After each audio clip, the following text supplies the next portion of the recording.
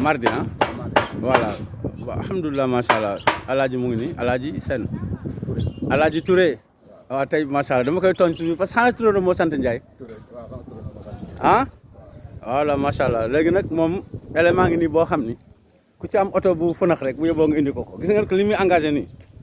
yéen a ngi koy xool gis ngeen oto bu baax voilà mu ngi noonu incha allah voilà léegi nag oto bi ngay gis nii bon barre de caisse bi côté bële dafa damm quoi waaw côté bële dafa damm léegi nag dañ koy futti léegi mardi dama jox rendez-vous parce que beneen boor bi aussi boo ko futtee nit suuf dafa commencé ndax léegi daamaar bi loolu daal mooy problème bi ci yoon bi xam nga secousse dañu xaw a bëri parce que fii nga xam ni crib bi fi lay jàpp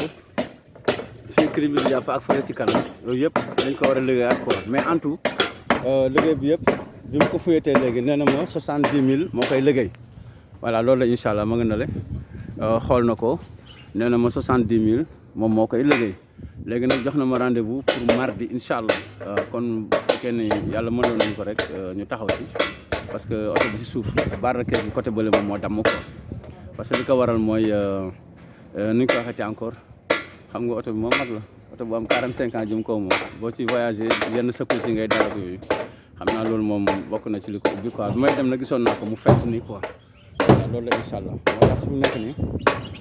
bu ñu yàlla dimbale rek ku ko yàlla mën loo wala ñu mën ko rek macha allah ñu taxaw ci maanaam mën ko xam naa kër gis ko day xaw a jafe quoi mu ci suuf incha allah waaw loolu la incha allah moo taxoon tey ma ñëw pour ñu consulter ko quoi parce que ndigal li moo damm ci suuf voilà loolu la incha allah léegi seen ko ni